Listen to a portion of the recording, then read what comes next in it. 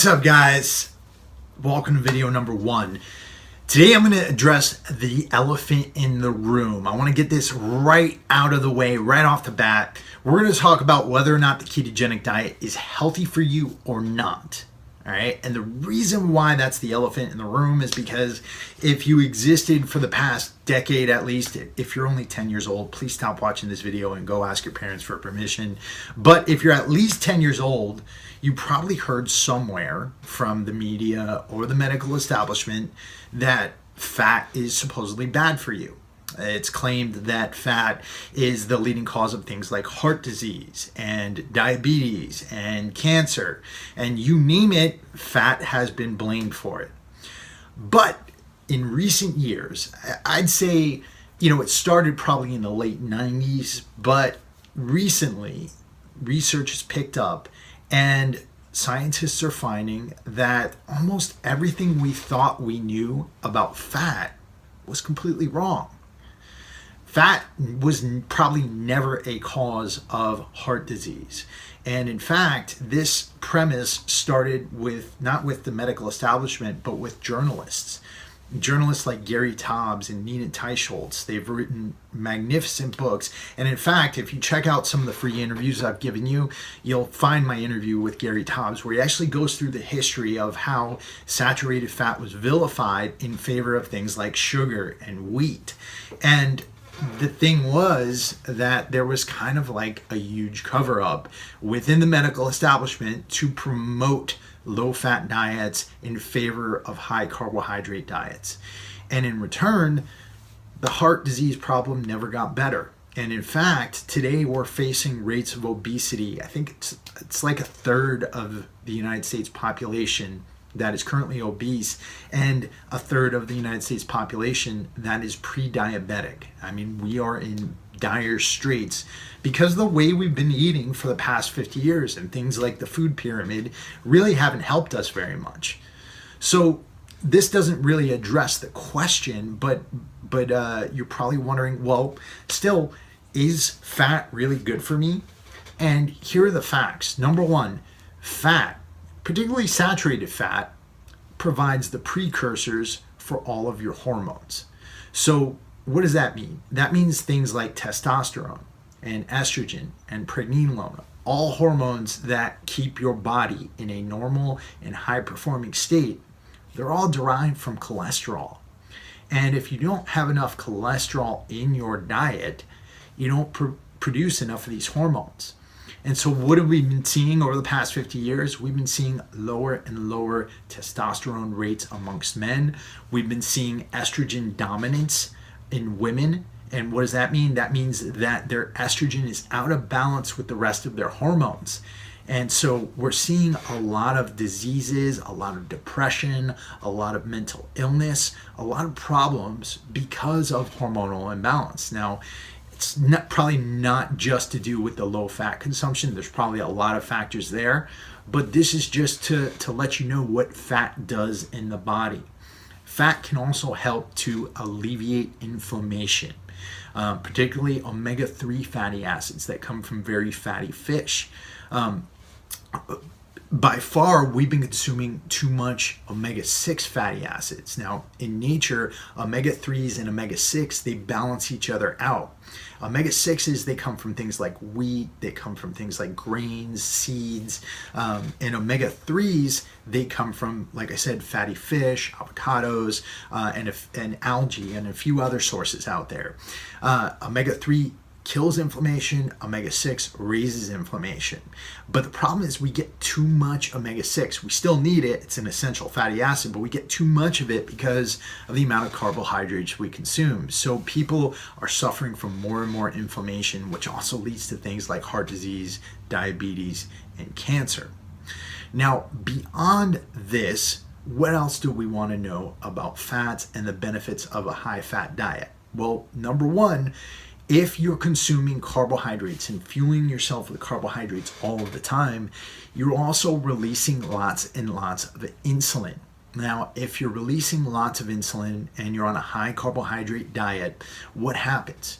Well, the amount of insulin that you secrete, if you're secreting it regularly, if it's floating around in your bloodstream, that is going to prevent you from ever mobilizing fat, right? And so you're not going to be able to burn fat in a state where insulin is floating around your bloodstream. When you go onto a high fat, low carbohydrate diet, it reduces the amount of insulin that you're secreting, and it allows you to begin to burn your own fat stores for fuel, which I'll get into in a second. Beyond this, what else does fat do? Fat provides a really lasting, slow burning source of energy. So when you consume some carbohydrates, basically what happens is your blood sugar goes up, insulin gets released, and insulin's job is to bring your blood sugar back down to baseline. As insulin lowers your blood sugar, you get hungry again. And beyond that, you only have a very limited supply of glucose within your muscles and your liver. So you only have a limited amount of space where you can store that stuff. And once you reach that storage level, that starts to get stored as fat. But like I said before, you can't mobilize that fat for fuel if you have insulin floating around your bloodstream. So you begin to consistently rely on eating carbohydrates every few hours to fuel yourself, just to have enough energy to make it through the day. The big benefit with ketosis is that, one, you're not secreting insulin. Two, you can begin to use your own fat stores for fuel. You're literally carrying your fuel supply around with you, and it's nearly unending. Even if you are very, very lean and you don't have a lot of fat on your body, you'll still have enough fat to fuel you for a very, very long time. This is why more and more endurance runners and endurance athletes are going with ketosis. This is why more and more athletes in general are going with ketosis as a way of fueling themselves with their own fat stores without having to eat all the time, and allowing them to perform better. In fact, a study done by Jeff Volek and his team at the University of Connecticut a few years ago found that ketogenic athletes who were fueled by their own fat stores performed better, or at least as good as high carbohydrate athletes, and they actually mobilized way more fat when they were performing exercise.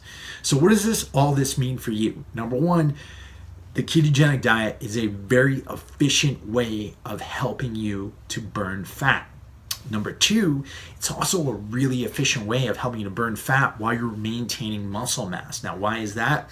That's because when you're burning glucose for fuel, your body is always going to prefer glucose as its preferred fuel source. So when that happens and you are out of glucose, when you don't have a bunch to eat around, or if you're in a really low calorie state, your body begins to eat into its muscle mass through a process called, and this is a really big word, so don't get scared, gluconeogenesis. This is where your body begins to convert your proteins into glucose. And so your body begins to eat into its own muscle mass to give you the necessary glucose to fuel you through your day. On a ketogenic diet, on the other hand, you're not utilizing glucose. You don't have to worry about gluconeogenesis. You just have to make sure that you're staying in a ketogenic state and using your own fat stores as fuel. So that's another really great benefit. The other big benefit is the amazing amount of brain power that you get. So in a ketogenic state, you don't have to worry about getting moody. You don't have to worry about getting hangry. You're literally having your brain supplied by your own fat stores. So your fat stores get converted in your liver into ketones, and your brain sucks those ketones up very efficiently, and that allows you to have lasting brain energy throughout the day. So if you're a very busy person who doesn't always have time to eat lunch, trying to get in a ketogenic state could be a very efficient way for you to operate. Now, I have to say, do I think that the ketogenic diet is for absolutely everybody? No, I do not.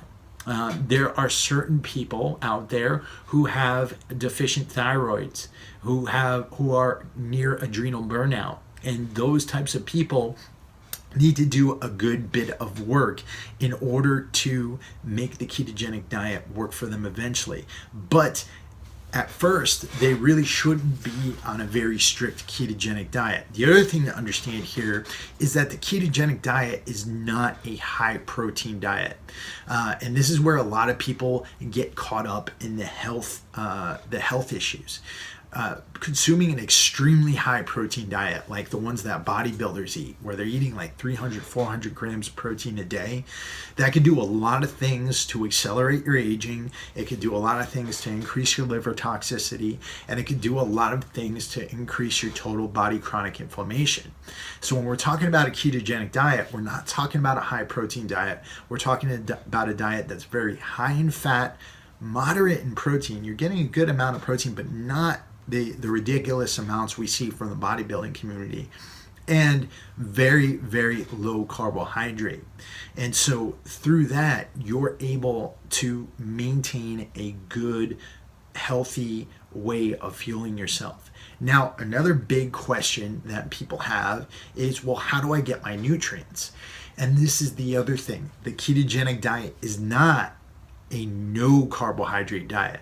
Right? What we're looking out for are those carbohydrates that are going to cause an insulin spike. So we'll be staying away from the starchy carbs like the white rice, the potatoes, the breads, and things like that.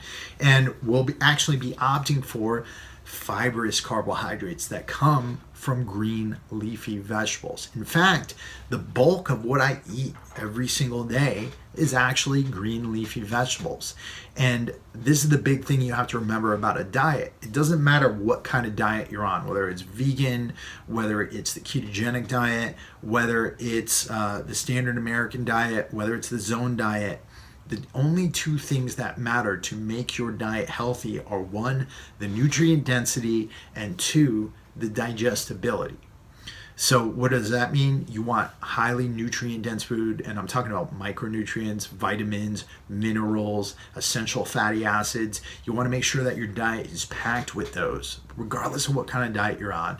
Two, you want to make sure that it's digestible. The reason why you want to make sure it's digestible is so that what you're eating is not actually damaging your intestines, which actually house your immune system and actually can cause, if there's damage in your intestines, it can cause inflammation throughout your body that'll lead to heart disease, cancer, diabetes, and neurological issues. So we really want to make sure that the food we're eating, that we're able to extract nutrients from it. And I talk a lot about this in my advanced ketogenic course, of which I have information below. We're putting a special offer out to all of you who are watching this free video series. But I'm putting an emphasis with everybody that I work with, whether it's my clients or my students in my advanced ketogenic course, to make sure that they have both nutrient density and digestibility in their diets. So definitely check out the resources below. I'm going to post the scientific articles that I mentioned.